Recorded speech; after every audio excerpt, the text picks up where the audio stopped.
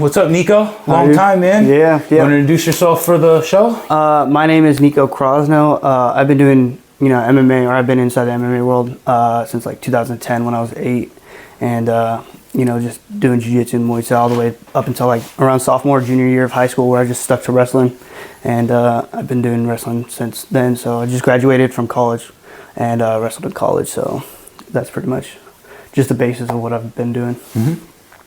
Got pictures of you standing on top of me while I'm doing sit-ups and hanging on my back while Bo's kicking me in the ribs. Yep, I remember that. That was a long time ago. Fucking long time, man. Like 2012, 2011, something around there. I started in 2011, so yeah. Somewhere around there. You've been doing martial arts for a long time. So it's 8. 8 is the year that you started. So 8's when I started, January 2010. I just turned 8, was when I started jiu-jitsu. And then I started striking 2011. That's sick. So a year later.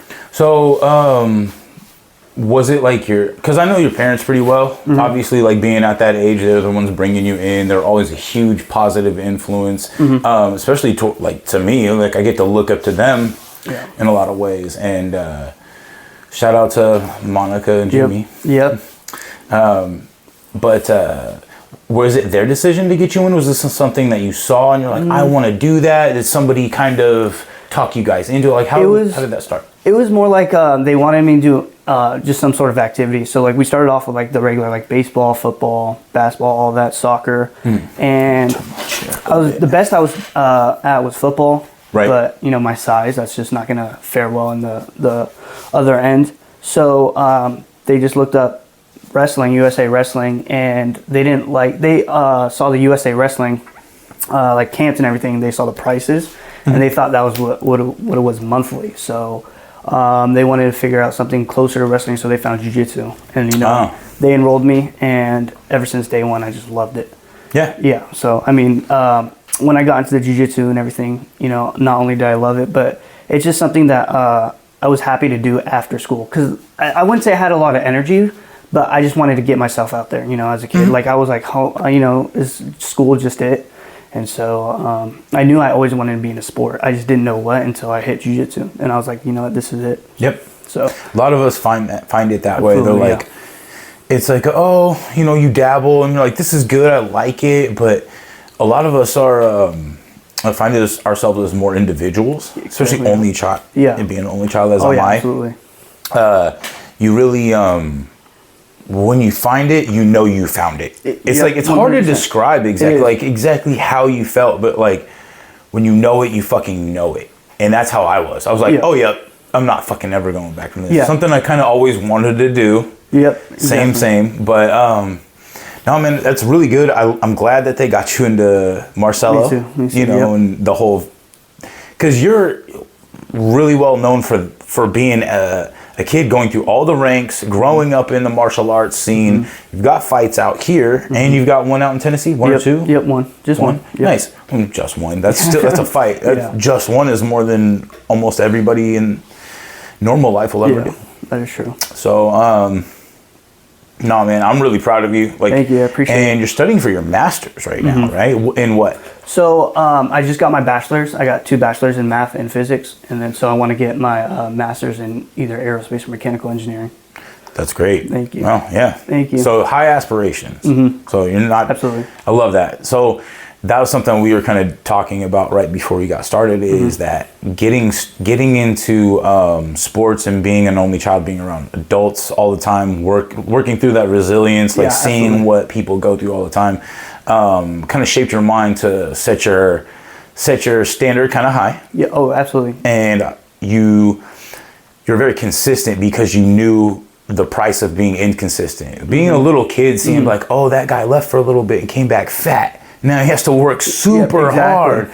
And I'm not saying I'm talking about myself, but I am, but you never know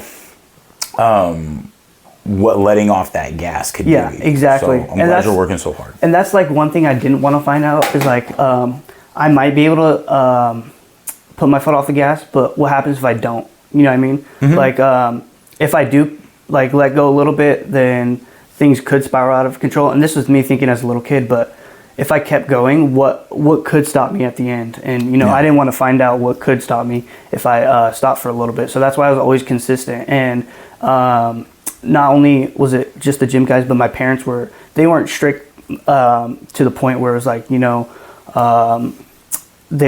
were just super, like, how do I put this?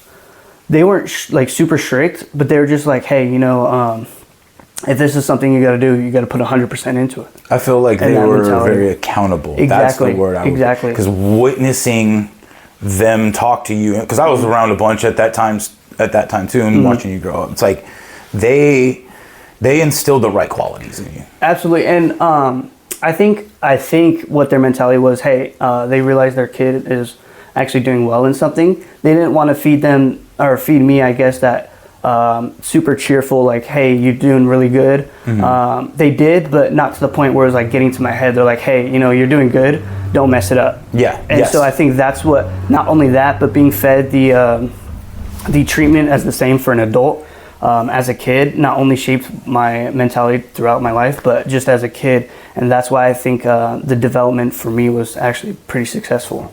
And I couldn't thank you guys enough, or my parents enough, for what they did. Because I didn't realize what they were doing, but now I do. It's like, what did they build? They built something pretty great. Yeah. Oh, man.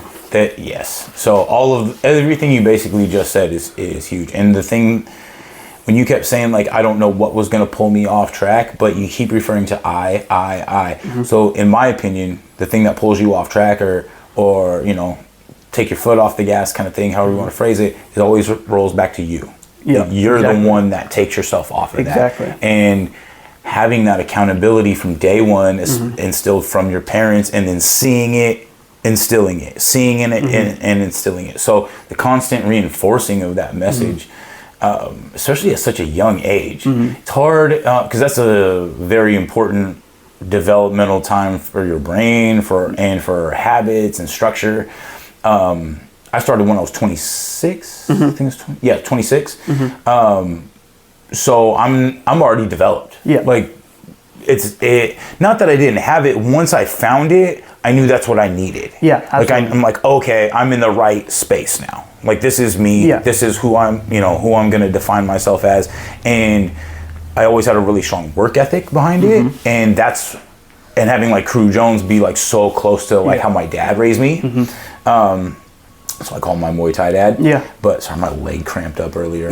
No, you're good. You're good. But having him kind of like be there, and it's a very easy message to follow when it's just like the one you heard growing up. So now it's just an adjustment over here. So I was able to follow that in a similar kind of way. Yeah. So he wasn't my actual dad, but I was able to follow that message. Yeah, and then absolutely. you knew him very well, obviously.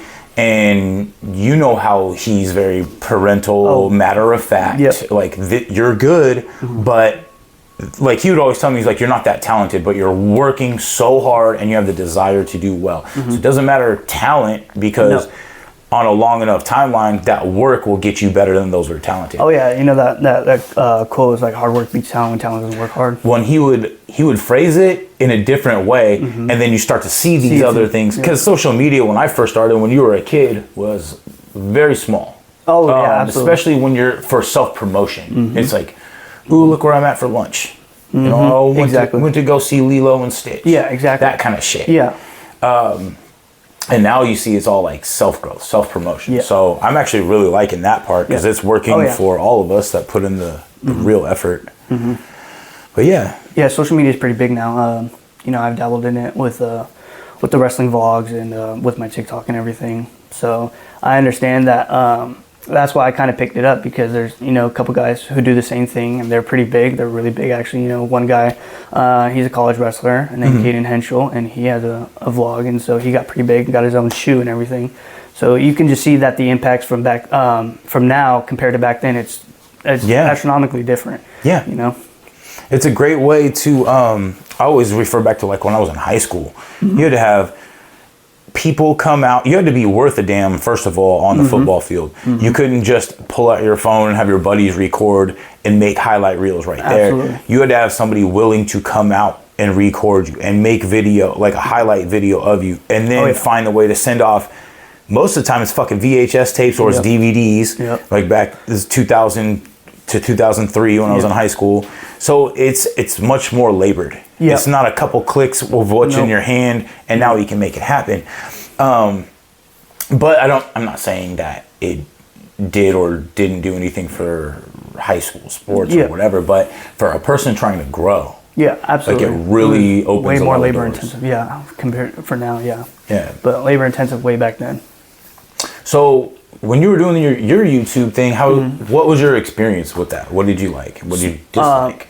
What I liked is, just it wasn't more like a free will, but it was more like, I get to tell my story. 100%. Yeah. I want people to experience what it's like to be a college wrestler, or from my perspective, what a college wrestler is. And I did it for a while, and then I kind of stopped because, as you can tell, it's very time consuming.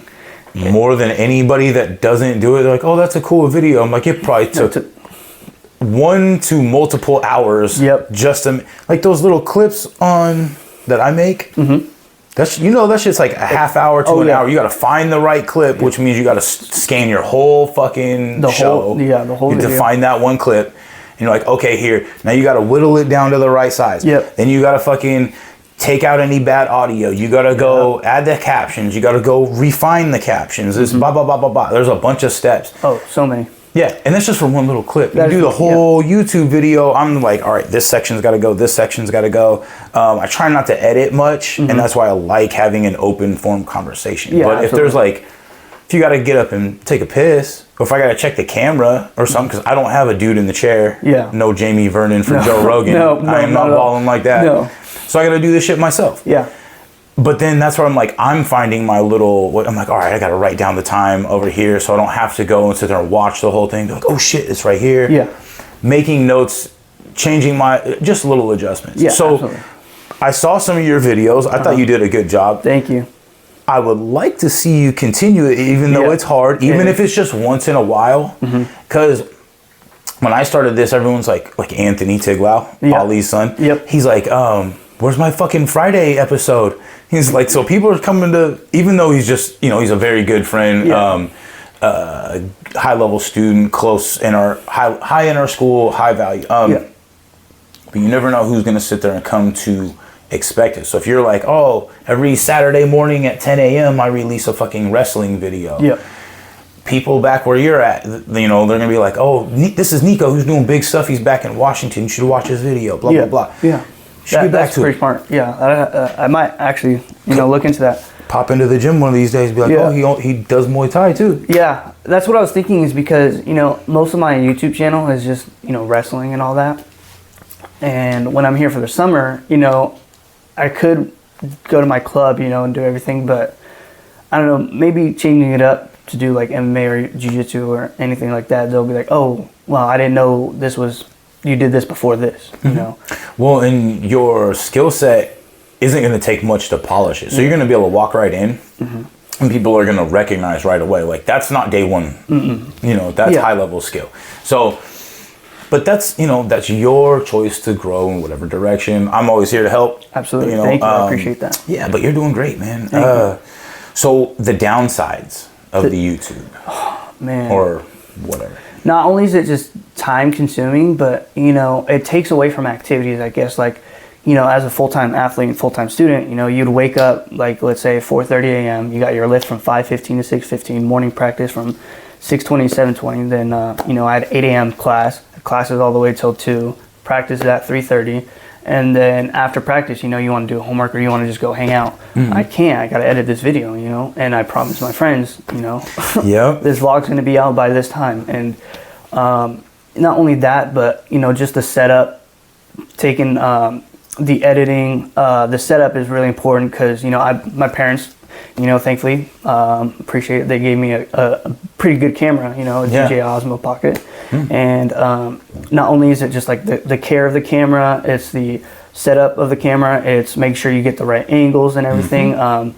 Whenever I mic my coach up, it's college, so they have, like, they say a lot of stuff that shouldn't be on the camera, Right. And so whenever I mic them up, I got to make sure I tell them, hey, if you want to be mic'd up, there's some things you can't say in the middle of a match and everything. And it's just like, like this, it's a whole production that not a lot of people understand the steps it takes to get what they watch, Yeah, a quality finished exactly. product. Or even it doesn't even have to be a high quality. You can just be like a finished product, but it still takes a lot. Absolutely, yeah. You can cut little corners, but then people that are really high level, sometimes they notice little things like that, and they'll give out criticisms, or they'll give out tips, or a mix of one of the two. But man, the coaching thing, miking people up during the events and stuff like that, with the language that comes out, especially with Instagram stipulation, or a lot of the social media and YouTube and things like that. They're like, hey, like I'll find when I go and do Instagram edits, they're pretty good about filtering out like words that they don't want to have heard. But it's just another fucking layer. It's hard. Oh yeah. And then I remember it actually happened. I had to edit a part out when my coach said something that was pretty inappropriate, and I'm like, it sucks because during what he said, it was actually a good clip of just the wrestling part, and I have to cut it out. That's another downside is, you can find good parts, but, the audio or vice versa, is bad. So you have to cut that part out and sacrifice a piece to... This was something that was suggested to me by a buddy. He doesn't do like a lot of video editing, but he recommended if it's like something like that, like it's high quality, but it's not usable, take that clip in itself and present it to that person, you and him, and be like, how can we redo this in a presentable way? Because if it's high quality enough, it doesn't matter how far your reach goes, it's gonna hit somebody and have an impact. Yeah. That's what was recommended to me, because there's a lot of things that happen in my class where I try to get like B-roll footage and stuff like that, and I'm like, I'm really critical of it. I'm like, I don't want to just post whatever, and especially since I'm teaching fundamentals and then fight. So like fundamentals and then fight camp. Yeah. And it's like the in between is very broad. So I don't want to give out too much of our fighters training camp for people that follow. Absolutely. Especially since local fighters. Yeah. Like, we're just going to see exactly what this footage, free footage, I don't want to do that much, but then I also don't want to, like, no disrespect to our fundamentals guys, but if your technique's not up to the par, it's a reflection. It's a reflection, yeah. Absolutely. And yes, it's fundamentals class, and we get all levels, and stuff like that. So again, I'm critical of it. I don't want to put out something that makes the gym look like it's doing poorly. Yeah, but it is important that I take pictures of like, this is what fundamentals is. This is what we're working on in fundamentals. Absolutely. So if you see, like the other day I posted one we're working our knees for testing. Yeah. Fucking study that all day. Like, this is how this guy throws his knee. Like, fucking it's probably not even gonna happen in this next fight. That's one thing my coach said, going back to you don't want to share the free footage, is he's like, another downside I guess is, people are gonna watch you wrestle. And so they're going to know what you do and where your weaknesses are, where your strengths are. So they'll study that. And I'm like, that's a good point. But I don't know. It's kind of hard to dodge that part. Well, once you get to your level and you've had umpteen amount of competitions, that it doesn't matter anymore. No. You maybe don't give out your best secrets on camera and have that be out there so people can study that. Yeah. But I mean, I don't fight anymore. I give out my secrets. I just give it to the students, and I'm like, they kick my ass with my own shit. Yeah. So, or like, I gotta know that I'm teaching something that I already have a counter to. Yeah, exactly. Something like that. Exactly.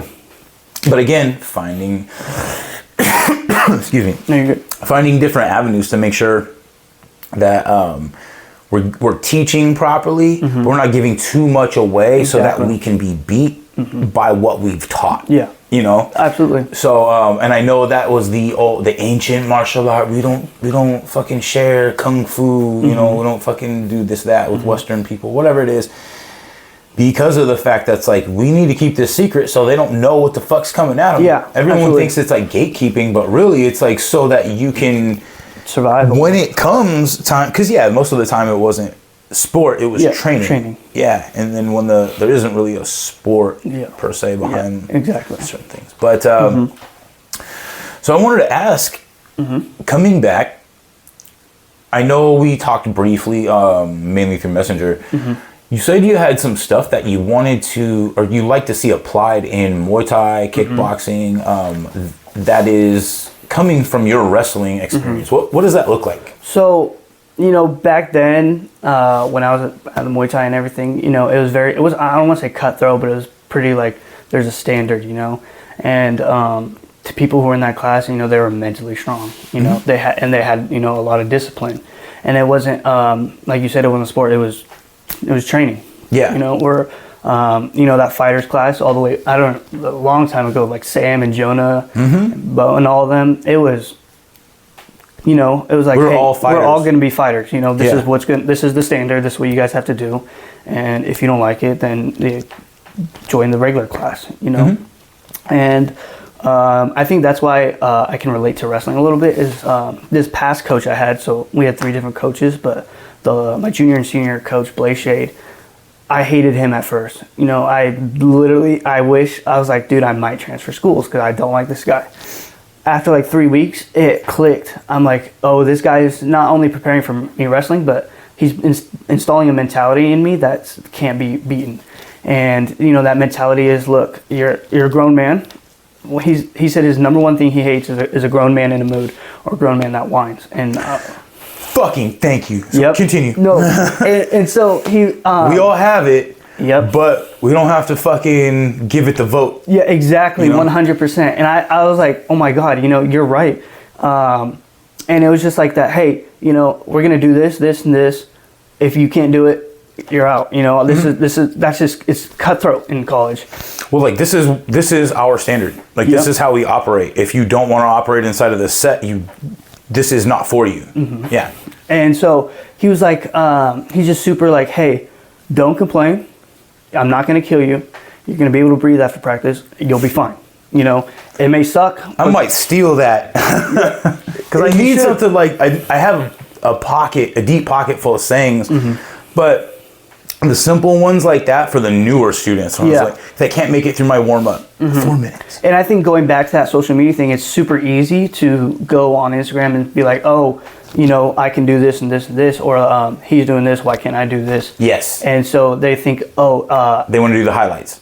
They want to be the highlights, And it's not like, it's just the tip of the iceberg. You don't see all the hard work and everything. The hard work is what creates the highlights. Exactly, because I don't know, like back then UFC wasn't as big or anything like that. It was not big at all. And now that it's huge, everyone wants to be, this fighter and everything, or like, I don't know, but the mentality being a fighter has just, I don't want to say has gone down, but it's been lost a little bit in translation, I guess. I 100% agree. I just want to touch on that for the social media thing is because, in my opinion, when I first started, it wasn't for any glory.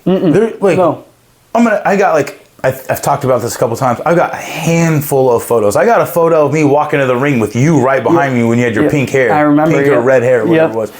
Love that. And in the ring. Yeah. Yep. I remember. But that wasn't what we were doing it for. No. That was just like, oh, that's a good picture. I actually have a picture. I have few pictures. Yeah. That's not what we were doing it for. I'm showing up for me. I'm showing up because absolutely. I tell people now, like I'm more comfortable telling this. When I first started, I barely had a pot to piss in, a window to throw it out of because of the generosity of other people willing to help me. And that's where I found my worth, is by busting my ass every day. Like I knew it was going to pay off. I knew, and I found the love in the process, not the results. Exactly. And yes. The results are the highlight reel. Like I have fucking B-roll footage all day that I will not post because it's just the process, but it's nothing worth a highlight. Yeah, it's not. But I will post ones that look, even though if they look like shit, I posted one with a little 14-year-old girl kicking me in the head. Yeah. I don't care. It wasn't like a clean kick. We're just playing, and I'm like, hey, fucking work your head kicks. Like we're on camera. Like showcase yourself too.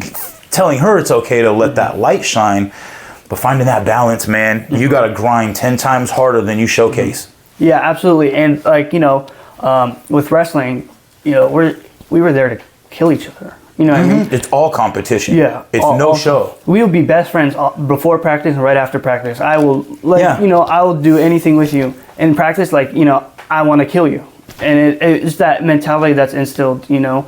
And I think if we translate that to like Muay Thai, you know, in the gym, you'll see astronomical differences. The only thing I will say is you can't be, you got to be willing to kill yourself. 100%. Because if you're willing to go in there and spar and want to kill the other person, there's going to be a lot of brain damage for everyone. Yeah. And sparring, hits to the head, fucking count. Oh, 100%. You know what I mean? Like, absolutely. Yeah, every hit, it doesn't matter if you're fucking a mailman and bonk your noggin.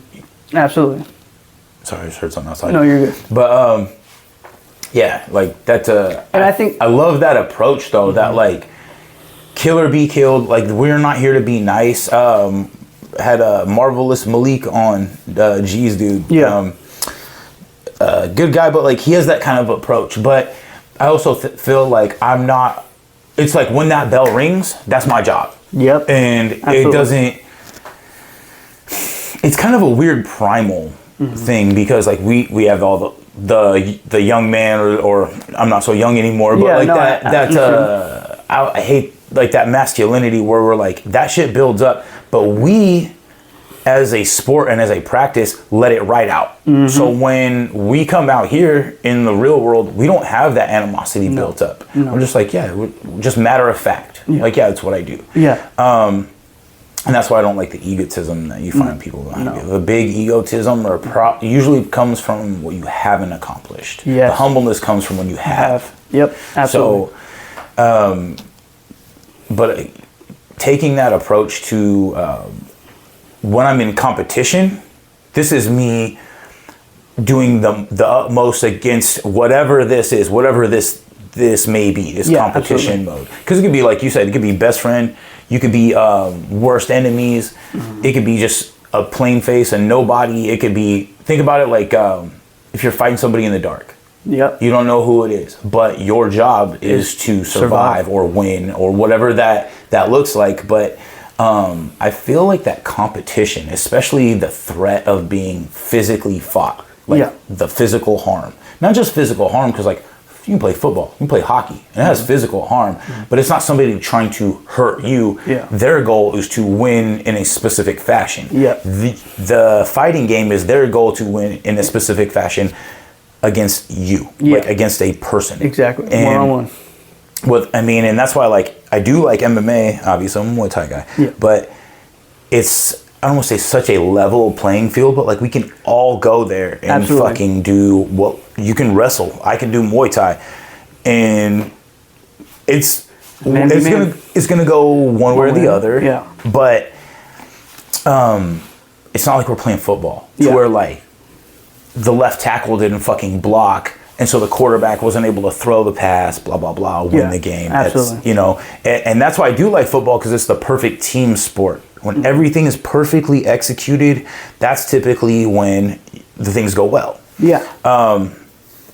When things are well executed in fighting, it's accumulation, whatever, of your team pouring what they have into you, your coaches, and you actually doing the hard work behind that.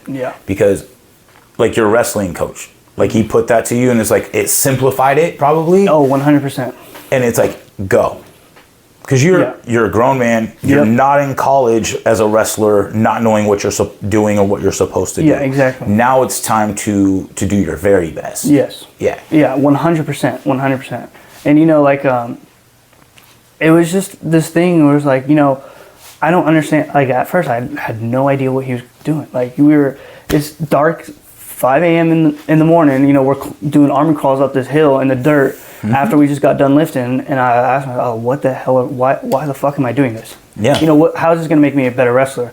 And because you're in that dark place. Exactly. Those things don't pop up when you're in the fucking hard place. It happens before or after, or other people coming at you when you're in the dark place. If you can find that mental strength when you're fucking in pain, you're like, why am I doing this? You really got it won. Absolutely. Go ahead. No, and then, you know, I asked the assistant coach at the time, I was like, dude, why the fuck is he making us do this? How is this going to make me a better wrestler? And he looks at me, he goes, it's not.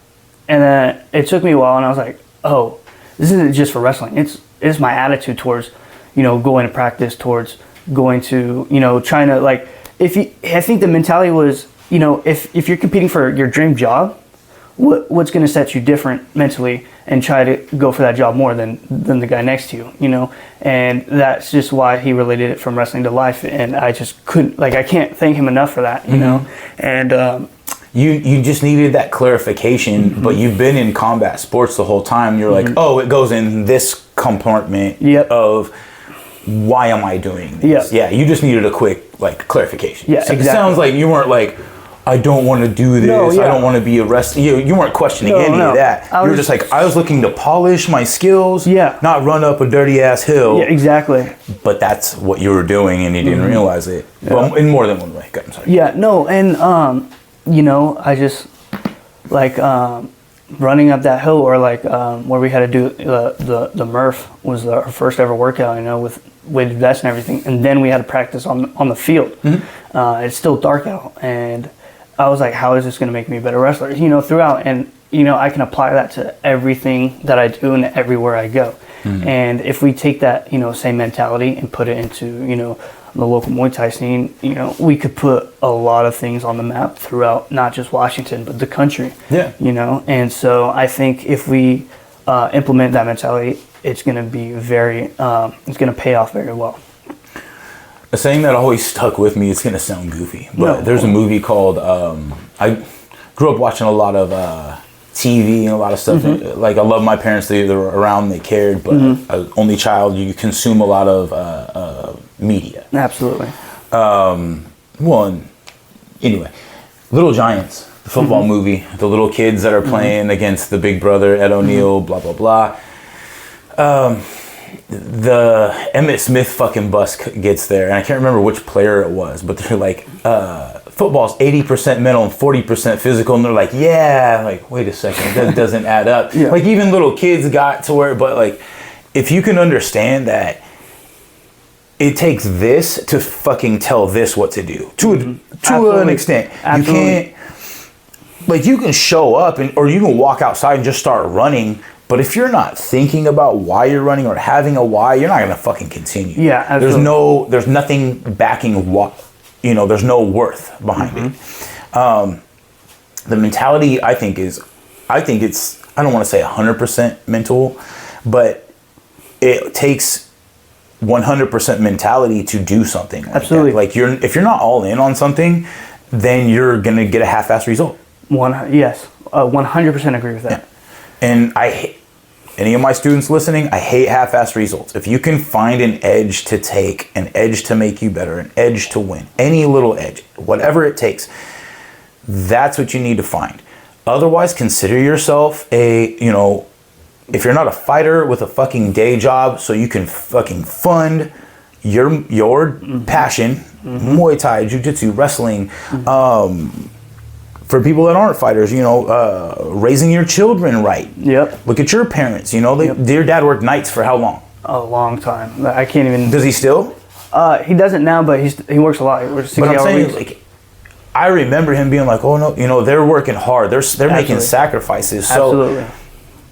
Understanding your why is going to drive you, and it doesn't have to be combat sports. Yeah, absolutely.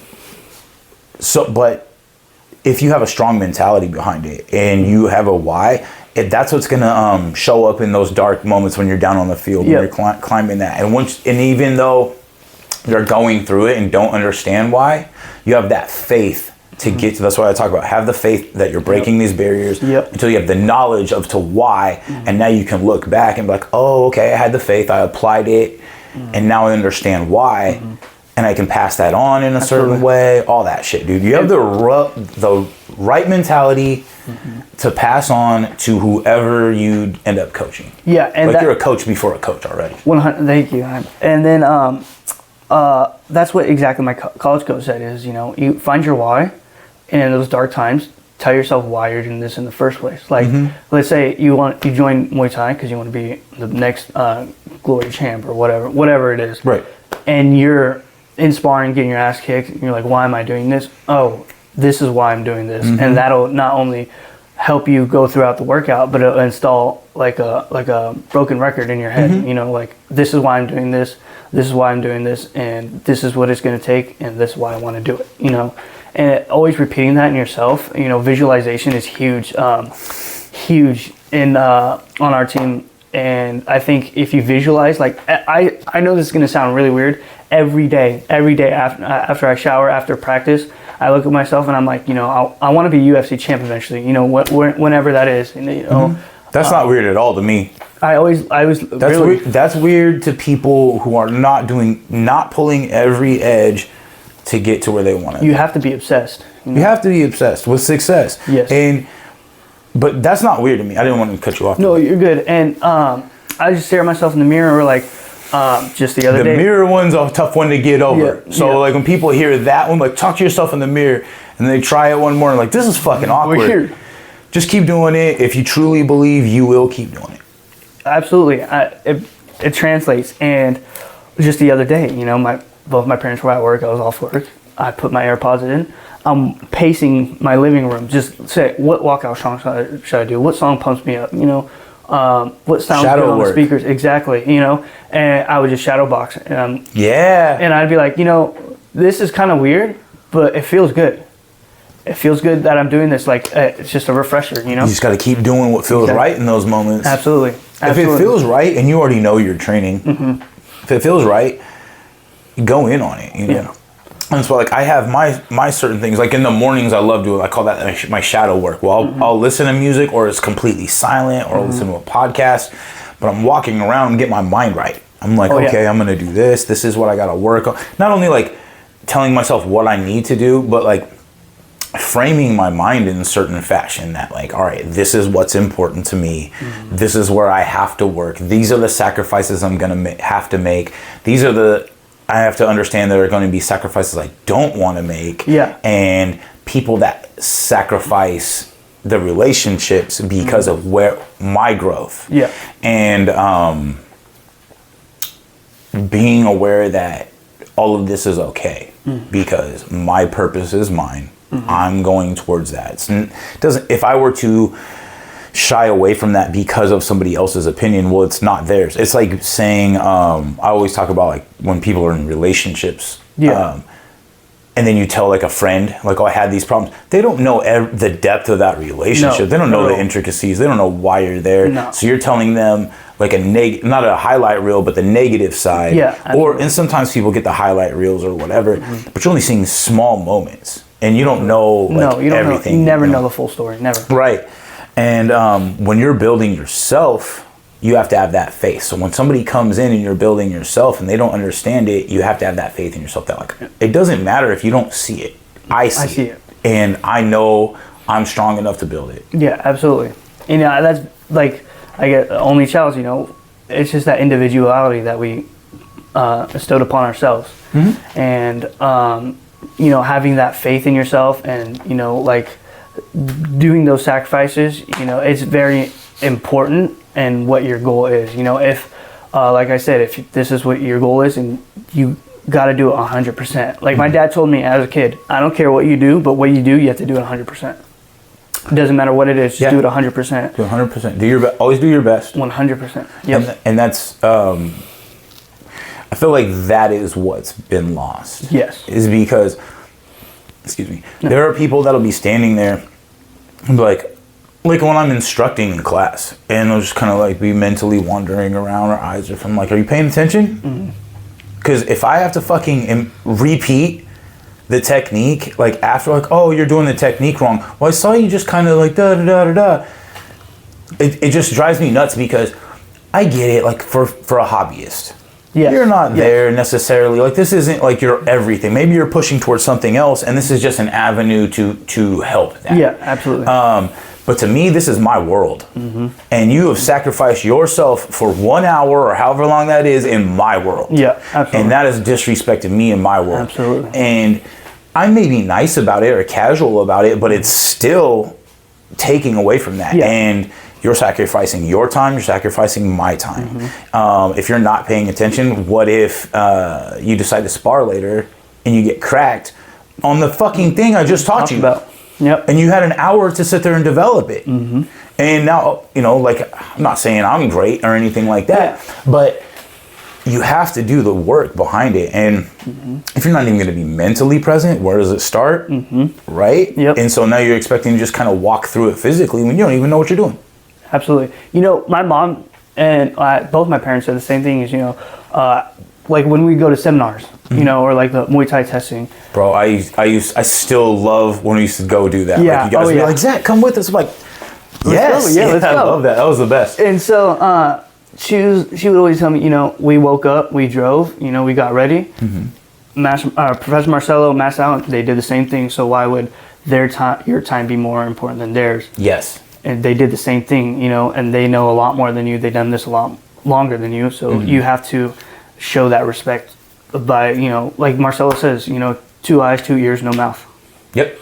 And that's just how it is. That's just how it is over there. I'm going to steal that. That's from Marcelo. You got the big old Carlson Gracie Marcelo Alonso logo. Yep. I fucking love that. I try to take all my pictures with that thing in the background. Oh, yeah.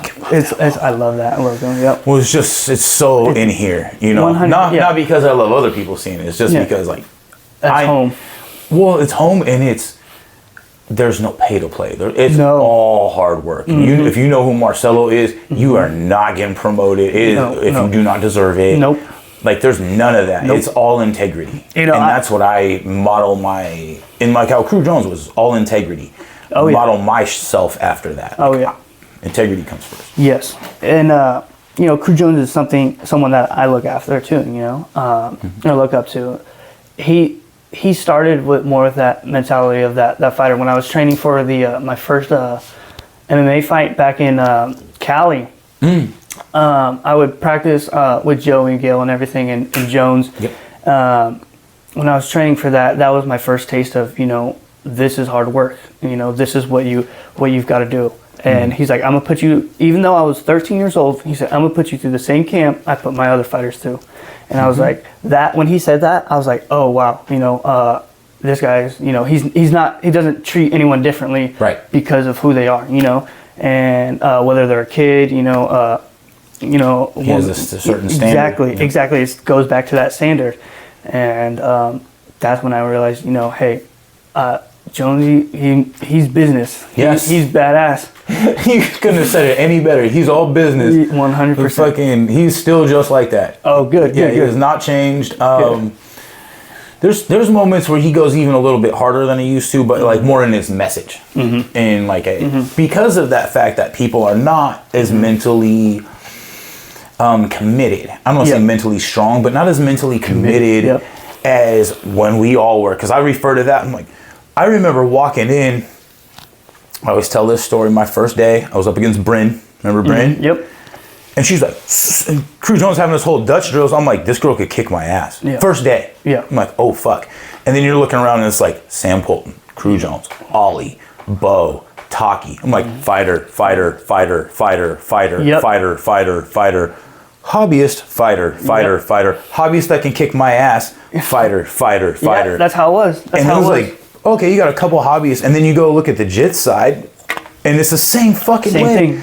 Sean's D1 wrestler fucking shit, and you see like Nick Ryan's over there, and fucking Sergio, Jimmy Garrett. Oh my god, yeah. And that, like, I call that our gym's glory days, like when I started. And so same thing, like I'm walking in, I'm like, this is how to be. Like there's no fluff in this fucking gym. No. There's no bullshit. There's no unnecessary words. There's no smart mouth. No. There's no fucking, I'm going to take off early. There's none of that. This is where you want to be. Mm-hmm. The last thing you want to do is leave here. No. And I think that's what like helped me as a kid, it's like being around those people, they had that strive and that mentality and that passion, and it just, it went to me, and because that's all I'm witnessing, as a kid, and kids, whatever they see, they're gonna repeat, and so everything that I saw was, like you said, fighter. All they did was train hard, and train hard. And on both sides, jiu-jitsu and Muay Thai. Yeah. And that's, and we did have the MMA blend at the same time, absolutely, big time. Yep. And that's just how it was back then. I I don't know if I'll ever go back to that, but I hope it does, you know. You're right. I don't know if it'll ever go back to that, but I hope it does. Now, I wanted to say something, though. With you witnessing all this, just like how, like, just because you were at 8 and I was 26 doesn't mean we weren't witnessing the exact same fucking shit and having that same kind of impression on ourselves. I was talking about, I talk about those movies all the time. Yeah. There's a movie where it's like Mighty Ducks, sports movies as a fucking kid. And he's just like, he always knew he was going to be a better coach than a player. And I was like, I was a little kid and I heard that and I was like, fuck.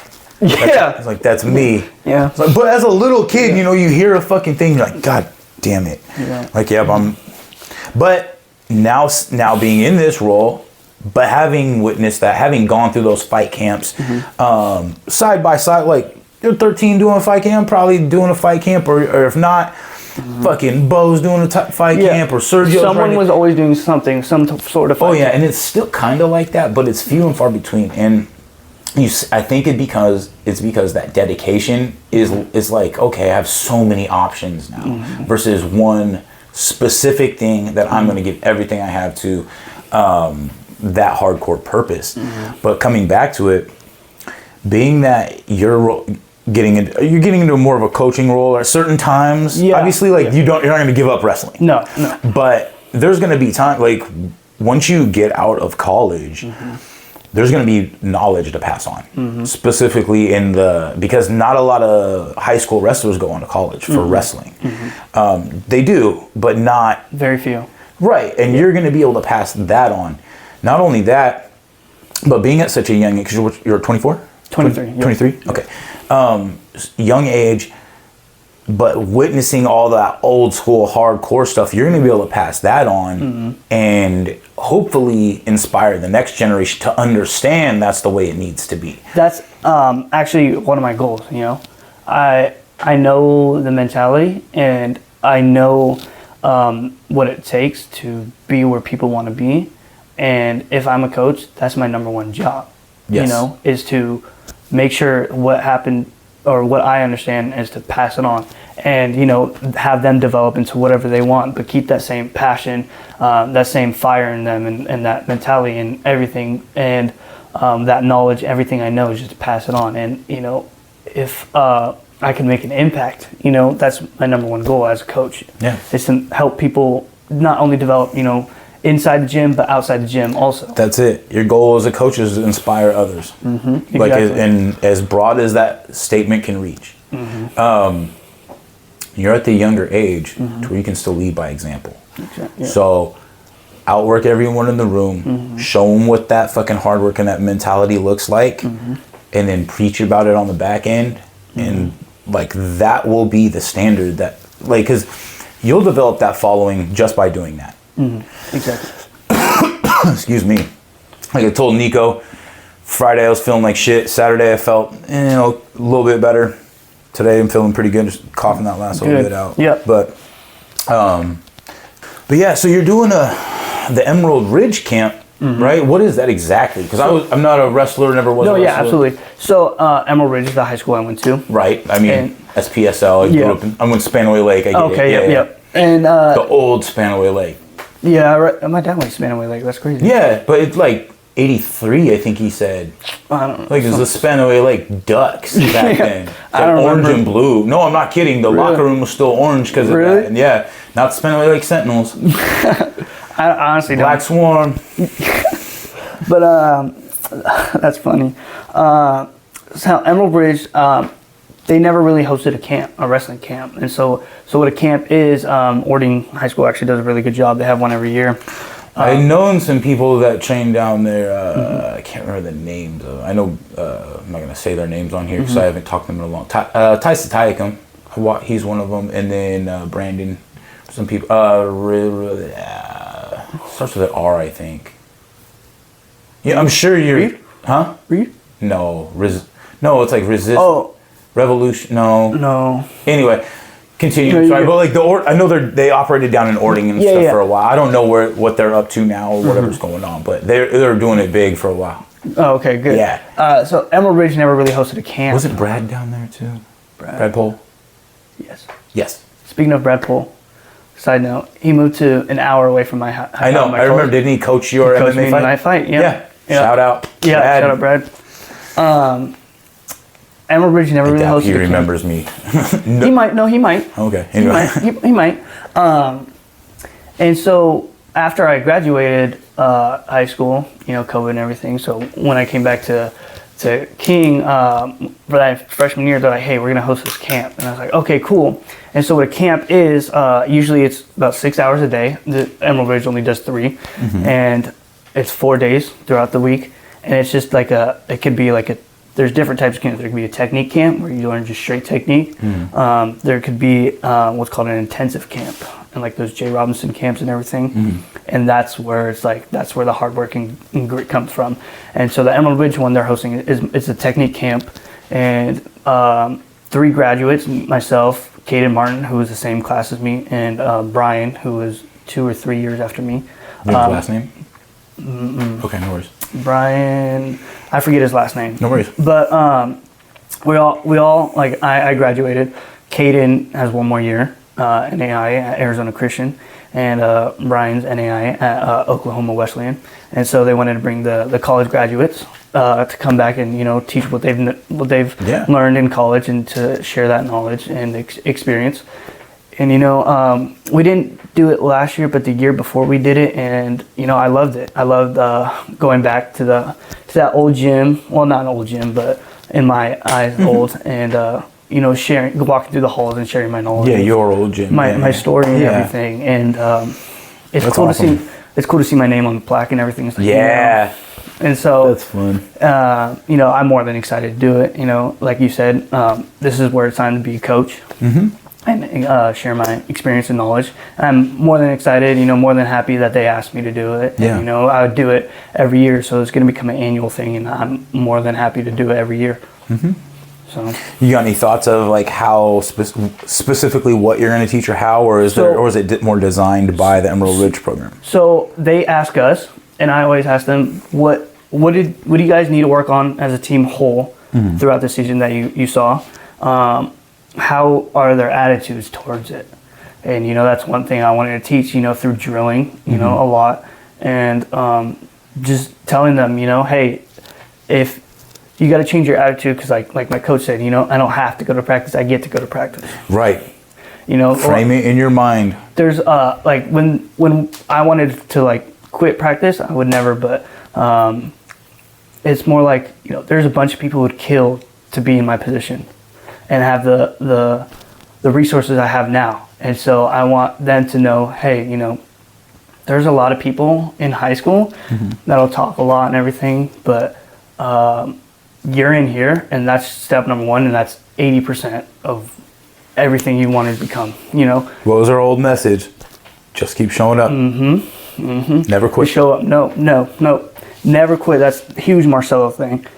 I just wanted to tell them, don't quit. I don't care how hard it is. I understand it sucks. If it was easy, everyone would do it. Nobody, like the person next to you, they're thinking the same thing. They don't want to be here. But guess what? We're just going to stick through it. And in the back of your mind, this is going to help you get better, technique-wise, mentality-wise, whatever it is. And I hate it. I hated practicing. I hated every single minute of it. But I knew once I stepped on the mat, I was going to be ready. And so I want to keep that going throughout high school, my high school, because they're getting pretty good now. Yeah, better than I was when I was in high school. Okay, that's good. And so I don't want that to get lost. Yeah, and I want to just touch in with people. With my old coach and everything. Yeah, and that's pretty much it. That's really great, man. Especially they invited you out. Obviously, you left a lasting impression out there. So when you're going back to that, and you see these kids, because obviously, not all of them are going to go past college. No, most of them won't, if any. But what sort of message do you think you can instill in them? The ones that know that they're the ones that are in the back of their mind, they know they're not going to college for wrestling. What sort of message can you pass on to those people that A, doesn't call that out like, even though not everybody's gonna go on, you don't want to like specifically call it, like what you get what I'm saying? Like, what kind of message are you gonna pass on that's gonna carry along with the people who don't, that isn't just wrestling but goes towards life or whatever they can apply? So I would say this, like, you know, if you're not gonna wrestle in college, do your absolute best in high school. You know, if you know you're not gonna go to college, make the best out of it in high school. If you, let's say they're a freshman, they're like, I don't want to wrestle in college. All right, cool. Last throughout your whole high school experience, because not only did you show up, but you also finished. You know, if someone came up to me and was like, oh, you know, no, I used to fight, and I was like, oh, cool, how many fights do you have? I had one. Okay, in one fight, you know. Or another person came up to me and was like, oh, I used to fight, and I'm like, how many fights do you have? Oh, I have like 20 something. Like, oh, like you big did difference. a lot. Yeah, big difference. So if someone like came up to me and was like, oh, I used to wrestle in high school. Oh, do you wrestle all 4 years? No, I just wrestled my sophomore year. I was like, oh, okay. But if someone's like, oh, I wrestled throughout high school, I'm like, oh, like you're pretty strong mentally and physically. You know, you know what it takes, and you know, even though you didn't wrestle in college, I still have the same respect for you. You know. I like that. I like that because you're not necessarily talking about training, but you're talking about competition, like fight. Because you can say how many people train, but a lot of people that train don't fight. And once you get into that competition, did you only get into one competition, or did you continue your competition? You know, and you know what that level takes. Yeah. So I think that's a really good approach when it comes to even those. There's gonna be those people that you're talking to and they're like, oh, I'm only here because my dad wants me to be. There's gonna be people that fucking don't want to be there, and to take away something of value in a place that you don't want to be, that's developing the mental strength. They may not have it fully, but now you're adding in the pieces of the puzzle. Absolutely. And just because there's one bad apple doesn't mean the batch is bad. Well, I wouldn't even say that's a bad apple. That's just maybe we find ourselves in the wrong place a lot of times. Exactly. Like we found ourselves in the right space, thank goodness. Yes. Right? Absolutely. But here's what I like is the always pushing forward, always pushing for more, always hitting that next level. Like every level is another devil kind of thing. There's gonna be that next big boss that shows up, and usually that big boss is in your head. Like you've made that the big boss, or that next level's boss. But that constant desire to push to a higher level, you can take that in any field of your life. Like I'm doing more like we're doing right here. Like we talked about sacrificing time. I could be at the gym right now. I could be kicking the bag right now. I could be out on a run. I could be out working a day job. I could be doing all these things, but what level am I trying to play up to versus what level am I sacrificing to just be like, oh fuck, I'm just gonna go do this. Just going to go do this. And framing that, I don't want to just go do anything anymore. But it took a long time of being like, oh, I gotta just do this. And there's nothing wrong with that. There's nothing wrong with living small so that you can pursue whatever it is. Yeah, absolutely. So when it comes to like anybody like that sophomore, it may not be a bad apple. Maybe they just haven't grown yet. Like when I was a football player, especially as a sophomore, like I would try really hard, but I didn't have an outside look or anybody that came to me and was like, and really sat me down, like, this is the way that you would look at it.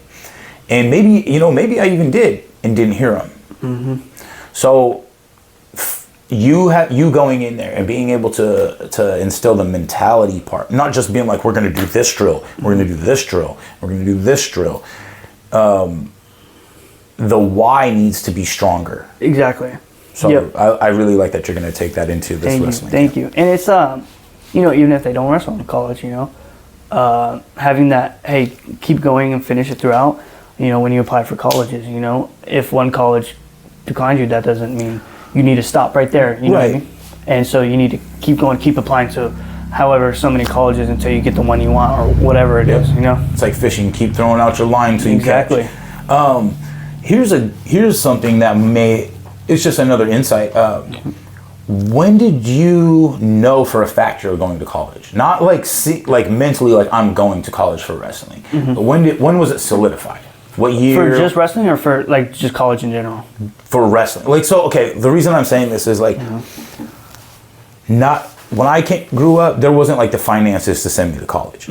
So for somebody that maybe is in that boat, but like maybe they're just like, I don't want to wrestle, but maybe they do really well and they can find their way there. Let's say that kid doesn't know that yet. They're still in the I don't want to be here. Maybe later on down the line they get there and they're like, oh shit, I can really do this. When did you know? Like, all right, I sent it off. I got an offer or whatever from King University, because you went to a different school for a little bit. I went to Highline, and Highline, that's what it was. COVID happened. Yeah, that's what it was. Yep. Okay, so excuse me.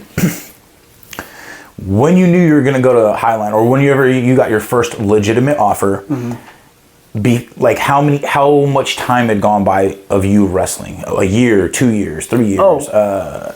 Before I even started considering, it was like towards the end of my senior year. Okay, so, and I feel like that's where obviously most people come, unless you're some phenom. Yeah, exactly. So a lot of people that could be coming to this camp might not even know what that looks like. So to be like, look, just because you may not even like this now, you may not like it at all, but you may excel at it.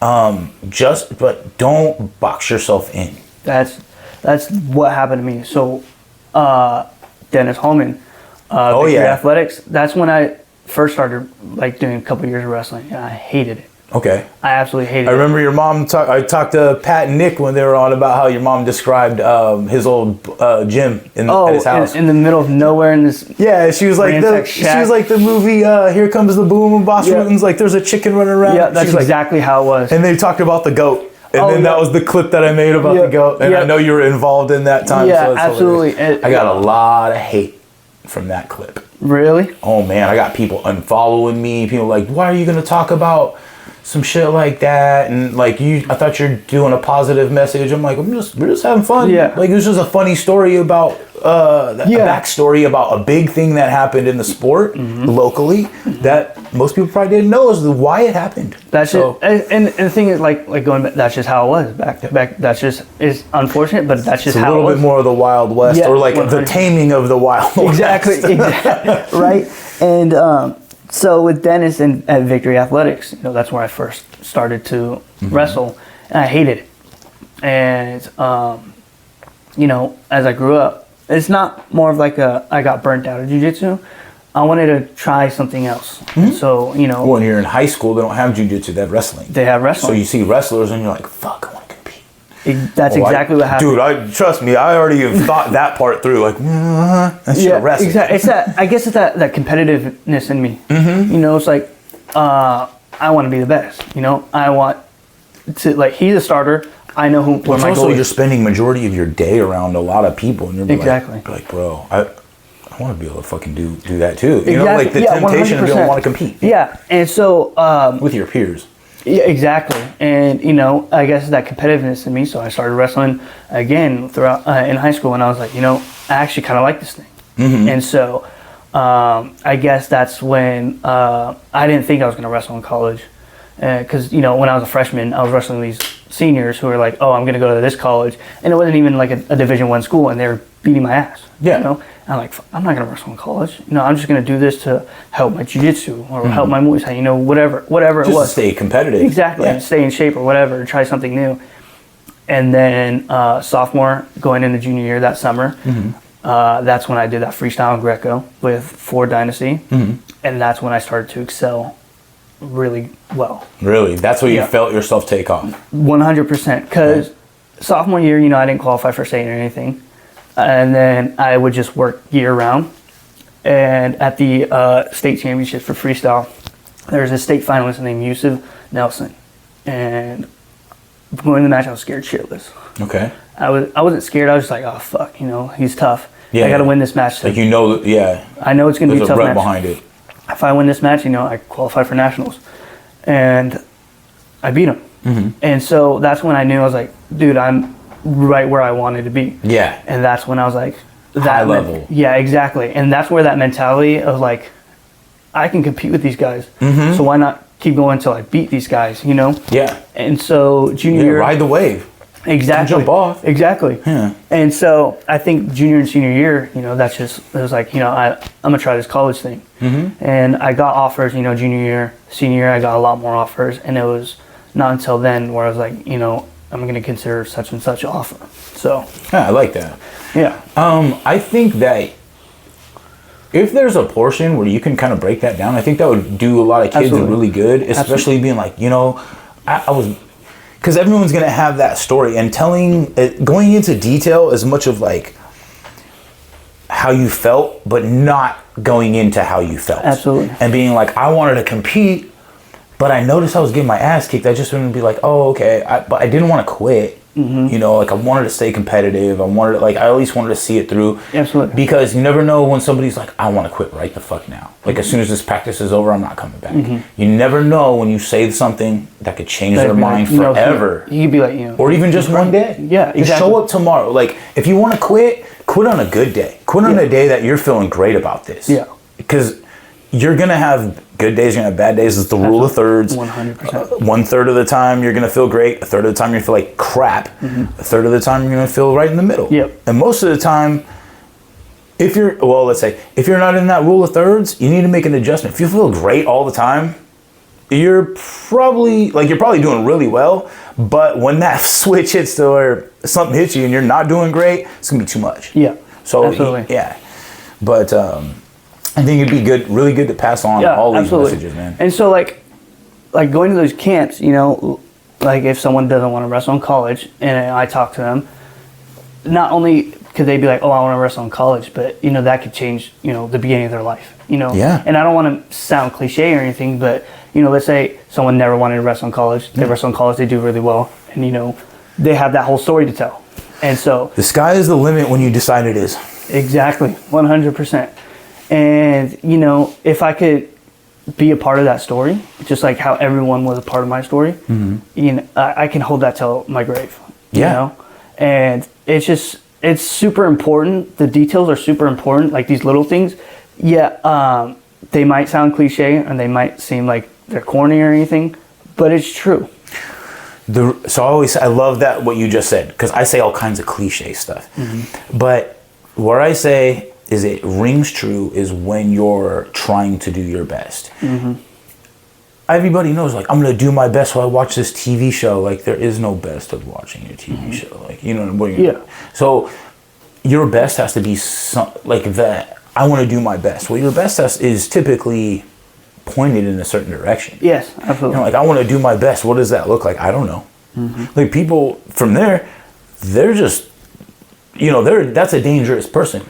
Because if you don't know which direction you go, your best could be like, oh, I found the wrong people. And now my best is investing in the wrong mm-hmm. people. Only you can find out what your best is. Yeah. I can only tell you what to do. It matters how you do.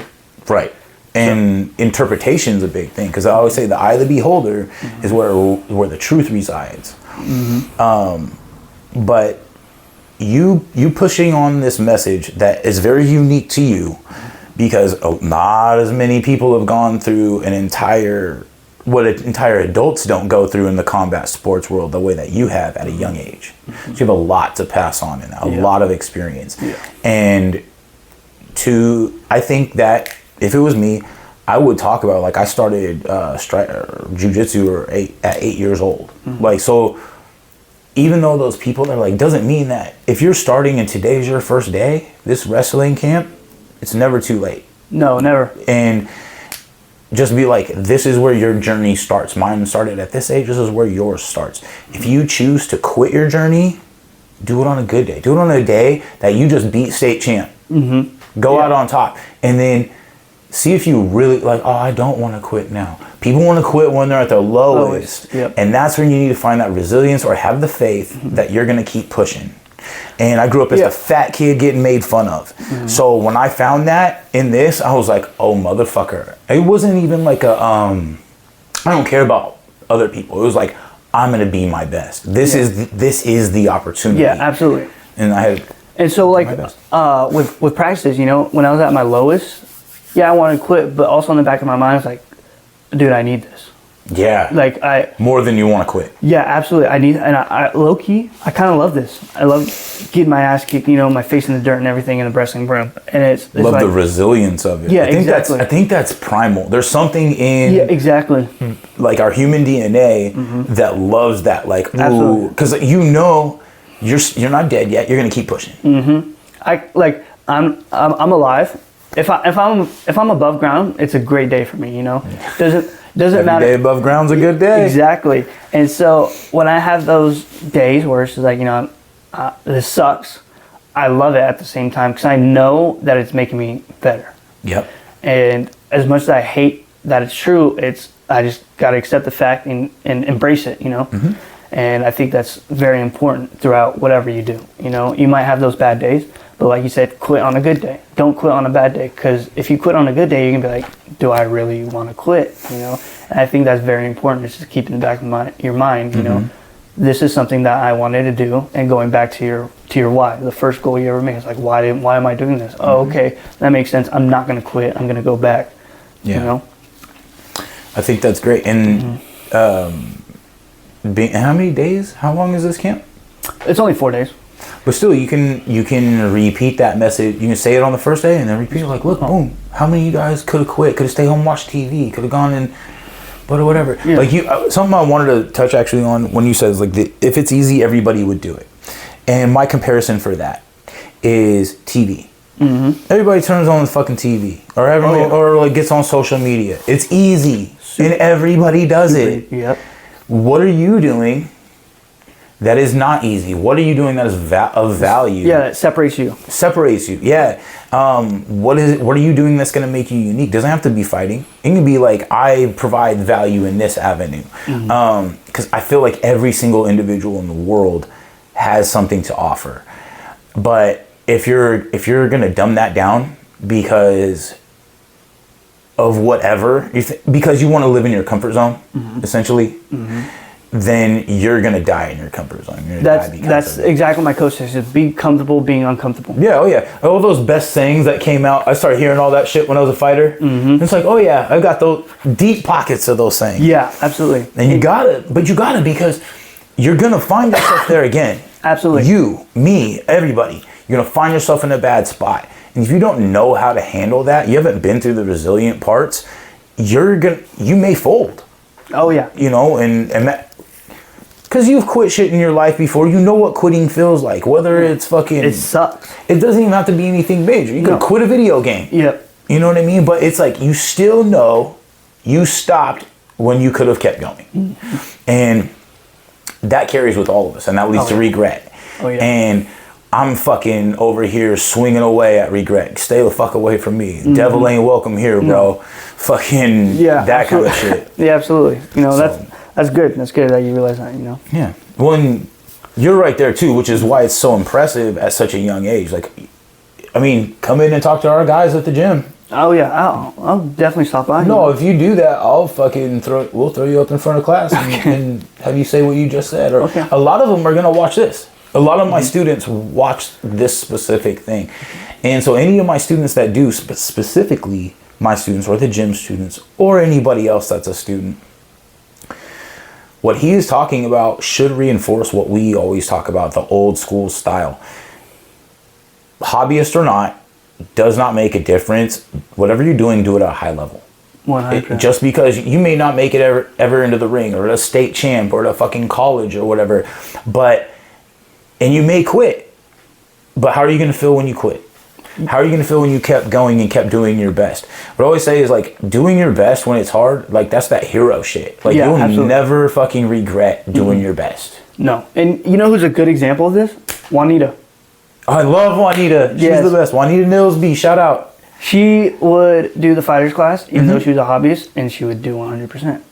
One thing I used to love is her message. She's like, I think it was Mervin that got her in there, because Mervin popped in a couple times over 3 weeks. Yeah. Nice. It's so weird having a fucking mercenary in there. I'm like, just step like this, bro. Yeah. Just don't kill me when I tell you what to do. Yeah. Hey, this is my time. Yeah. But Juanita's like, I always imagine like coming into a gym, it's a bunch of buff burly dudes and fucking everyone's fighting. She was like, it was so welcoming. And that's why I love that she would always stand right in front of the door. She's like, I like standing in front of the door because people are gonna come in and see me right off the bat. And I hope I'm not putting words in her mouth, but from when we talked, she would do and say certain things like that. I'm like, I love that because that's a community move. Yeah, absolutely. And I'm always talking about building the community. I was never some fucking huge champion fighter. You're not gonna see me in the UFC. No. You're barely gonna see. Our highlight reels barely exist from when we're fighters. Yeah, absolutely. But we have a coaching mentality behind us and a history that we're able to pass on. And she had her version of that and able to build that community in her way. And that's somebody I still refer to in that regard, even though we don't have that right there. And that's why I do like the welcoming side of the hobbyists, because you don't have to fight. But like you said, Juanita would show up and she would do her best. Every day. Every day. It'd be fucking pouring rain outside where nobody wants to show up. She would be front and center. She was always there. Yeah. You know, even with the testing and everything, you know, she was always there. And with her own business that she was building. Oh, yeah. I can't remember the name of her. I'll try to tag it.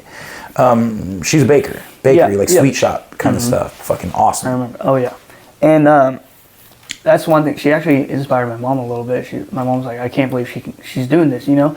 There's these bunch of fighters, you know, fighter. And then Juanita's up front. Yeah. And she's doing the same thing these big, you know, local fighters are doing. Same kind of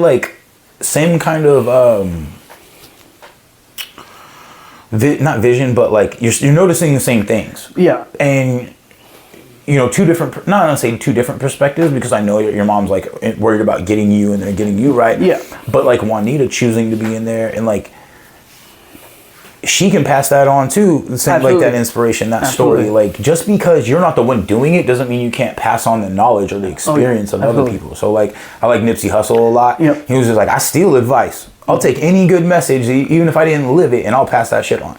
And I feel like as a leader, in whatever fashion it is, that's our job. Absolutely. I would say like leaders have no excuses. No excuse when you're a leader. Absolutely.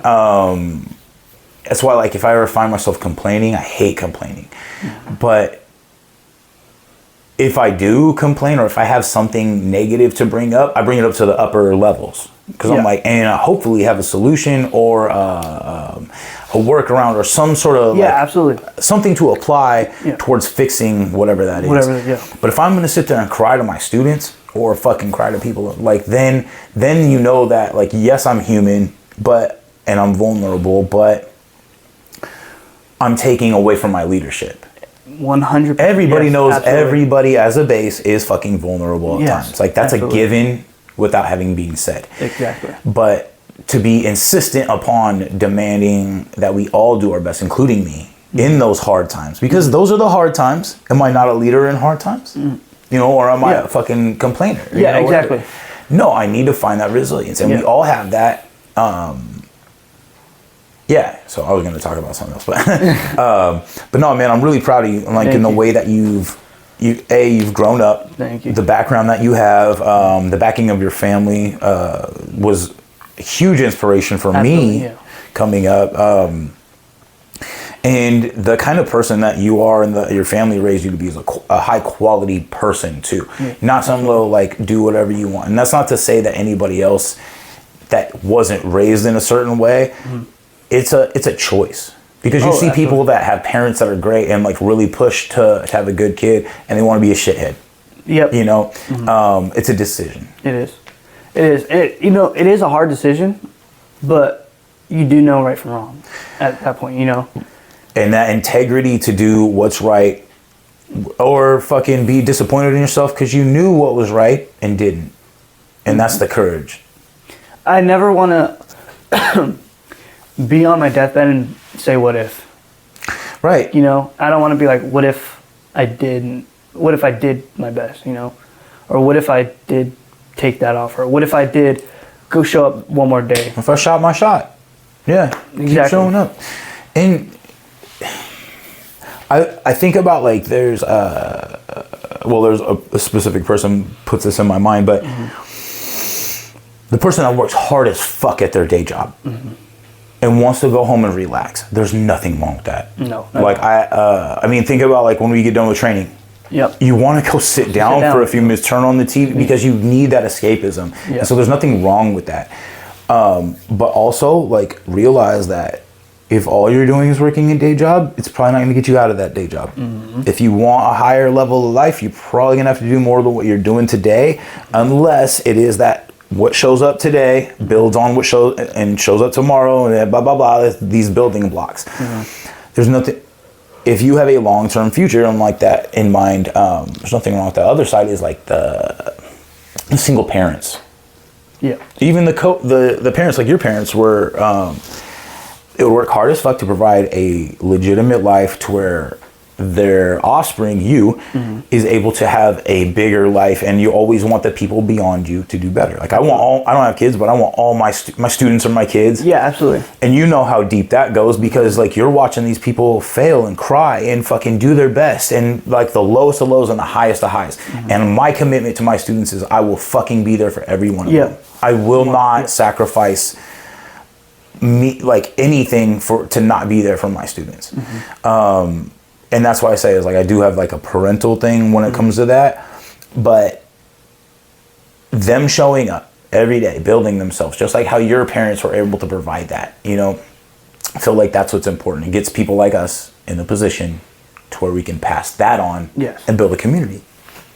Yeah, imagine, exactly. I mean, I don't know your whole thing, but if you have like 9 kids, they're all going to have dad's message behind that. Mm-hmm. You know what I mean? So you're going to have a small army of people that are going to now take that and hopefully push that on. And if we were able to do that as a community versus be like, ooh, I know that's wrong, but I'm going to address it and then I'm going to get I'm wrong and be like, I'm not wrong for fucking stating what is right in front of other people that choose not to do so. Yeah.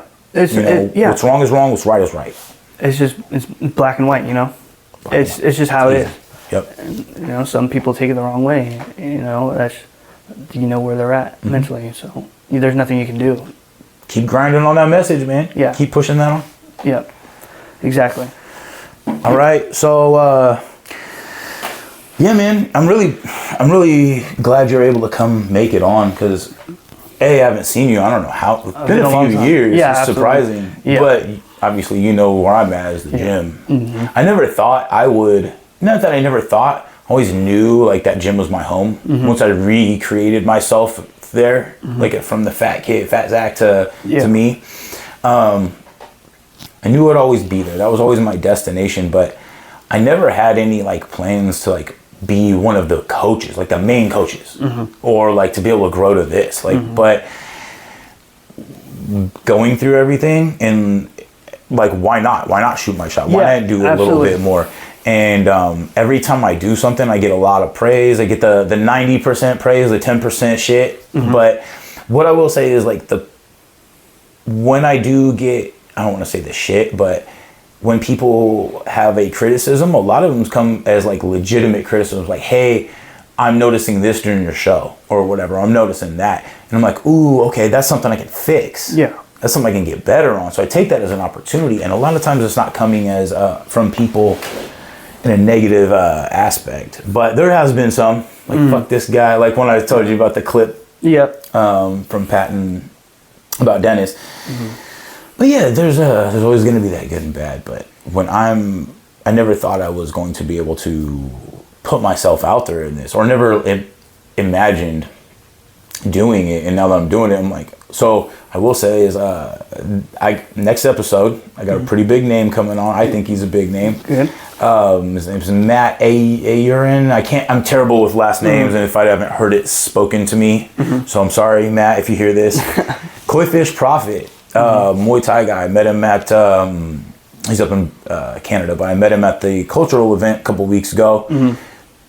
Pretty big name, good dude, really cool guy, very humble, gave me some great advice. Like I asked him some, like how we talk, like real person. I'm like, hey man, when you're doing this, and I asked him, asked him about another person in the industry that does some different things, and asked him about their legitimacy, and he's like, gave me some great advice and what to go on. So he's actually going to be on the podcast, a Zoom meeting style. Oh, okay, cool. On Wednesday.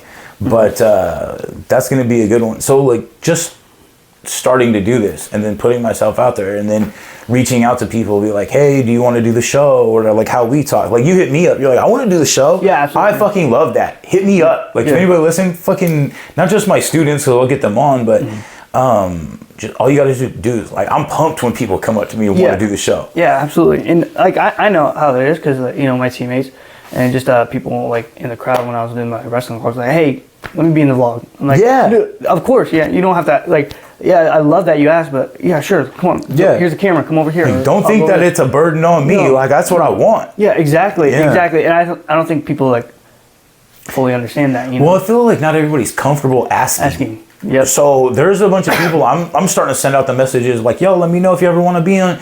And it's like cold calling people. Yeah. It doesn't mean I'm even going to get a response. Yeah, absolutely. So, but I don't care. Like, I'm at the point where, like, I'm just going to keep doing this. I don't give a fuck. I just don't want to be the guy that's like, I don't want to do the vlog where I'm sitting there talking. Yeah. I've talked about that before, that I'd rather do a conversation where we both get value out of it versus something to where I'm speaking to the camera. For two reasons. I feel like this is more organic. Yep. It flows. Absolutely. And the other one is I actually watch a lot of vlogs where people sit there and talk. I'm like, I get a lot of value out of those, but I don't want to do that. Yeah. Absolutely. So I don't have any desire to go and put myself in that position. Whether or not I would do well, I don't know, but this is working very well. And so those guys that are doing vlogs, hit me up. We can fucking sit down or do a Zoom meeting. I'm only doing Zooms really if you're out of fucking state. So don't hit me up if you're in Lacey or in freaking North Tacoma or if you're in, whatever. If you're in driving distance, you're in Seattle, just come down. Yeah. We can schedule it. Yeah, absolutely. This is Sunday morning. Yeah, so. Exactly. So don't be afraid to hit him up or hit anyone up. Or if you want to do. I think you should go back into your YouTube I think stuff. I will. It's more of like a again, like I'll be honest, I got a little bit lazy, a little stagnant. That's normal. I have to fucking sit there and be like, you have to do this. Yeah, there's people asking about this shit. I'd be like, all right, just fucking do it. Yeah. There's episodes where I'll upload it, and after it's like gone live, then I'll go edit it. Yeah. It's like a dumbass move, but it's like, I'll just do it bad, and then I'll make it good. Make it good, yeah. And that's all you can do, really, to be honest. And this is, like I said, this is my fucking garage. Yeah. I don't got no fancy fucking setup. I don't got no guy in the chair doing the fucking selector for your face, my face. That's cool. I love that. That's high quality. But I'm not there yet. And you were talking about like your camera. One of my former guests, Johnson Asona, he's like, yo, man, I'm going to hook you up with this camera. I'm like, that's dope. Yeah. But it's like, I gotta be so protective of that camera. Like I'll protect that thing with my life, bro, and it's not gonna move from the shelf. So if anybody comes over here, I got a fucking bulldog. Yeah, exactly. Just because I'm that kind of person. Like if you bet on me, you already won, because I'm not gonna let you fail. Yeah, absolutely. And that's like that relationship thing. Like I said, like I'm gonna fucking be there. So I always talk about my first warehouse job. It was the second company that I worked for in this, where it was a subcontracted company inside McLean Northwest in Lakewood. DMG or whatever the fuck it was. Dude named Chris. He's hiring me basically, and I failed. I pissed dirty. And it's in their bathroom. It's just like one of them little cups. He's like, here, go pee in this. Yeah. He looks at it. He's like, weed. I won't tell if you won't. I was like, really? Fucking dumped it out, threw it away. And he's like, just come out on the floor. And I was like, I'm going to do every fucking thing I can to make this guy right. Yeah. And I remember that's the first time I like decided to be that person. And it gave me permission and an example for myself to do that again and again and again. So anytime, like Crew Jones bet on me. Where am I at now? Yeah. He's like, hey man, we need coverage for Saturday. Like, I'll be there. Like I now get to give back to that. And that's like, if person bets on me, that's what I say, like I'm either going to crash and burn, and you're gonna be like, you're gonna feel it because you're gonna see me doing that for you, or we're gonna fucking win. Yeah, absolutely. And I'm not dead yet, so we're winning. Absolutely.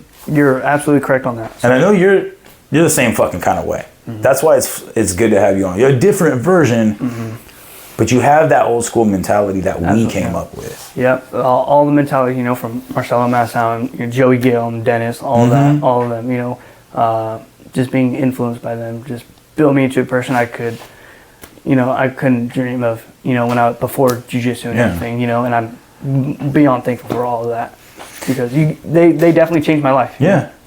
Do you think, now think about people that aren't into combat sports. That's what we call a mentorship. A mentor versus and an apprentice. Fucking Crew Jones, I call him my Muay Thai dad. He's like my mentor in this. My dad before that is my mentor, but I've had others but none that have put me in that right zone. And so if you find somebody, anybody listening, you find somebody that feels like a good mentor, fucking let them know and go all in on that because financial mentors, community mentors, whatever it is. I always say you're never too old to learn, you're never too young to teach. Exactly. So you could be 60 and fucking find that person that inspires you. Don't talk yourself out of it because you feel too old. All kinds of stuff, but find a mentor. Find somebody that's like, I can follow this person because of their integrity and their legitimacy. Because that's why I say mentor, don't follow the wrong person. Don't go into that back alley and be like, those kids right there, fucking, just because I like them doesn't mean it's the right person to follow. Yeah, absolutely. Get yourself into the fight gyms. They're not going to let you fail. No. You're going to let you fail. Absolutely. It all comes back to, like you were saying, it was I. It's just a drive and a passion. And it doesn't even have to be related to combat sports, I would say if you, like you said, that 9 to 5, get involved with something. At least something, just break that barrier of being comfortable. Something that you enjoy. Something that you're like, I went to this thing, shout out to Tacoma Connect and ASAF, and they're always putting out new things of what's going on in the community. Tacoma Connect, they're connecting people in the community. And most of these people are people that are building something on their own. And even if they're not, it's an entrepreneur versus entrepreneur inside of a company. But go to events like that. Go get inspired. Like these, I can't remember, they do like meditate and paint and stuff like that. And it's like, that's awesome. You never know. Maybe you find that you love to paint. Maybe you find that you love to meditate. Yeah, maybe you find somebody there that you're really good friends with and they're able to inspire you as a mentor to go do your own. You never know where you're going to find inspiration. No. But be open to it. Absolutely. And one example is this, like for college, it was all about wrestling. And once the season's over, I have nothing. So I wanted to find something to do. Or like when you have a fight and the fight's over and you're like, who am I? Yeah, exactly. Exactly. And, I wanted to do something. So me and my friend, he's a physics major. He's actually from Spain. Wow. Cool. Yeah. We built a gun that shoots. I saw that. Yeah, we built a gun that shoots bullets made of ice using pressurized air. And, we didn't think nothing of it. We're like, oh, this is going to be funny. But when we did the poster presentation, everyone was like inspired, like, how'd you do this? You just built this on. I was like, dude, I just built it on my front porch, Yeah. And they're like, that's amazing, that's pretty inspirational. And I was like, and it's like, you do things and you don't realize you're inspiring others. Exactly. You never know who's watching. And you never know. And you can do something that, let's say it was something that was like, could be like world changing. Yeah, absolutely. You build that shit on your porch and you didn't know that's what you were doing. You're not setting out to do that. Yeah. But look at what that could happen. Like that person, you could change their life forever. Yeah, absolutely. And not even know it now. You know that moment did, but you don't know. You'd be like that person fucking all of a sudden you see them, like we got this new invention, like similar to what you did. Yeah. You never fucking know, man. No, never. And, when he was like, that's inspiring, I was like, oh, this wasn't my intention, but it could be something greater than what my intention was, because me and him were like, dude, this would be pretty funny if we just see if it could work or not. And I feel like that what you just said is, that's probably where a lot of things come from, because I didn't start out to inspire others. I'm going to start Muay Thai today to inspire others at this stage. Absolutely not. No. Like, no, I started Muay Thai today because I found a greater plane that I could push towards. Exactly. And so, like, I wanted to push my boundaries on what I know and what I can do. And so me and him just literally, it took us like just one day. We just built. I have the whole video if you watch on my YouTube. Yep. We literally just built it on my table in my front porch, and it works. Yeah. You know, and I was beyond happy with the results. And it was a good little video too. Yeah, thank it was you. like not. It's just like you said. It looked like you were having fun, enjoying it. Absolutely. And you know, I didn't expect it to be like high production or anything like that. You know, it was kind of just like a filler video almost. Right. And it turned out to be this decent, pretty good thought out video. And you know, it's just one of those things. Like it was. I guess it was bound to be, but it wasn't in my head. You know. That's actually a great point. So, same as this. It's like you never know when you start out to do something, how big it could get. Absolutely. So like to cap yourself off, that really could stunt your growth. So I'm glad you didn't. Absolutely. And now you're like, oh, like you said, you never know who's watching to be inspired, or people where they're gonna get inspiration from a place they didn't know. But if you hadn't done that video, if you hadn't taken it upon yourself to do something out of your norm, out of your comfort zone, you could have turned on the TV and just said, fuck that. Figure out whatever else you got to do. That person, blah, blah, blah. You never know, man. That Doppler effect can reach fucking out. Absolutely. So let your light shine. Yeah, exactly. So, you know. Don't do it over your head, Jagger. Just kidding. I like Jagger. He's like he's this kid. He's like 19. Sorry, I know I say kid a lot. If you're under 30, I'm probably going to call you a kid. But he's young. I call him Tommy Pickles from Rugrats, but he's like blah blah blah, has a lot of fun. But I like the kid a lot. Like he's got a lot of potential. He's got a lot of personality. Good.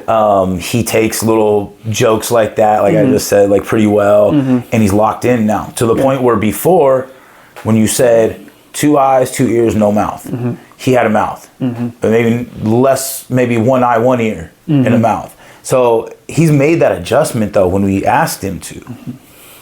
Never know. Yeah, never know who he could inspire. He could be the fucking next big thing. Absolutely. Inspire other people. Absolutely. You know, and it's just like, you know, you'll definitely see differences in students, but you all got to treat them the same, you know, because you never know what you say or what you do that one day is going to spark them to be their ultimate best and reach their full potential. You know, that's why it doesn't matter who you are or what your inspirations are. You got to have this mentality, or you got to have this drive, or you got to have this passion. And I want to instill that upon people, because I don't know who you are or what your background is, but what I do know is in here, I see a lot, and I see you don't have a lot, but I want to bring you up, and I want to bring you up, you know? And that's just why I keep that standard. That's why how we were had all those fighters back in the days, because there was a standard, you know? Yeah. And, you know, like, there's people who weren't as good as Sam, Polton, or Jonah, or all of them. Right. But we didn't treat them differently. Right, exactly. Because we knew that if you train with them, or if they saw you, you know, they would be better than what anyone in the whole gym thought. Yeah. You know? Well, everyone had to start at day one. Exactly. There's nobody that started at the top. So, excuse me.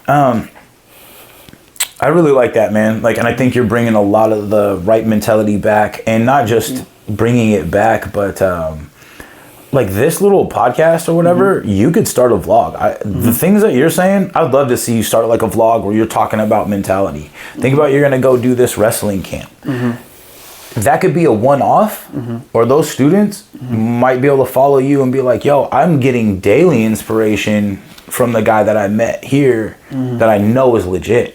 So not only do they meet you in person, they know you're legit, they know, you know, from your history, and now you're out there and pushing that out there. Because there's going to be people that are like, oh, bro, this kid's 23. You can't listen to his fucking inspiration. Yeah, but they're not going to know your backstory. Yeah, if they knew your backstory and the shit that you went through, and then talk to any one of your peers like myself, they're not going to let anybody shit on you.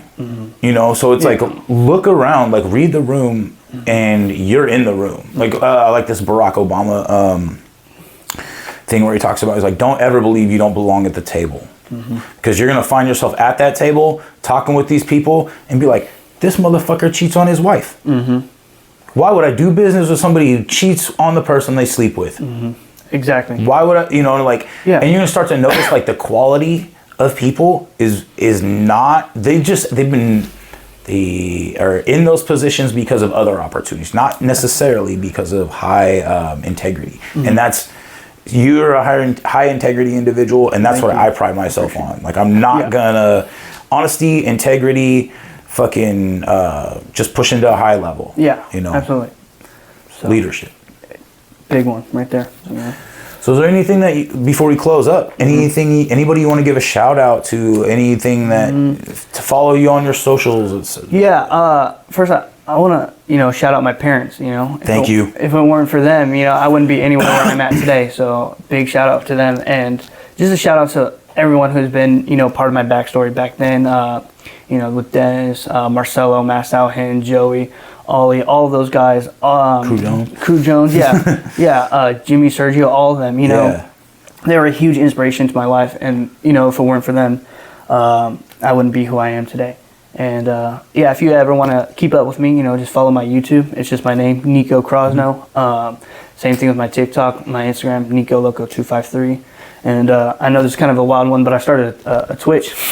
Really? Yeah, for gaming. Yeah. It's just Danger Cruelty. It's part of Danger Cruelty. Yep. Okay. And so, I started streaming. I just mostly play, FPSs like Call People of Duty. fucking love that. Like, yeah, absolutely. And I was like I said, I just took my shot at it. So mostly just like, Black Ops is Call of Duty, but I usually play whatever, like all the way from Call of Duty to I don't know who anybody. 2K. I don't even really play games, but I love watching people like, ooh, got him. Fucking Call of Duty. Exactly. I mean, I don't watch much TV. If I do, I watch like old movies that I've seen while I'm working. It's like background stuff. Background. But and your YouTube is Nico Crosnoe. It's just my name, Okay. And so if you guys want to, I think I'm gonna keep up with that. If you want to, just keep tabs. Yeah. I'll tag you and all that on not only the IG but on the YouTube stuff. And this week, hopefully it happens this week, I will be working on getting all the shows uploaded to Spotify.